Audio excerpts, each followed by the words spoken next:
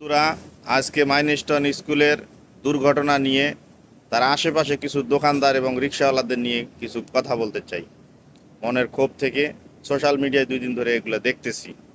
মানুষের আসলে বিবেক দেখেন কোথায় গিয়ে দাঁড়াইছে। যেখানে পানি, 1 বোতল পানি 20 টাকায় বিক্রি করার কথা, কিছু মানুষ নামে Mhm. এই পানি এই বিপদের সময় 600 টাকা করে নিছে মানুষের কাছে। আর রিক্সাওয়ালা মামাদের কথা একটু বলতে চাই, যারা তারা এই পানি এই বিপদের সময় 600 টাকা করে নিছে মানুষের কাছে।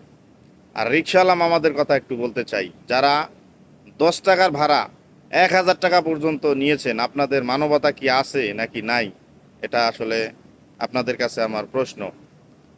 তো এই মানবরূপী কিছু Mhm. তাদের উদ্দেশ্যে বলবো, আপনাদের কি আসলে মরণের ভয় নাই?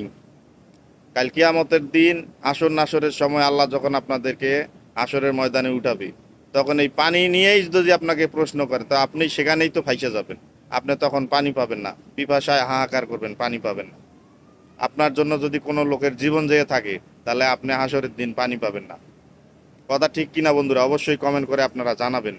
যেই পানি 20 টাকার পানি মনে করেন 600 টাকায় বিক্রি করছে, তাহলে তাদের ভিতরে কি মানবতা আছে? তারা মানুষ নামের কলঙ্ক। Mhm.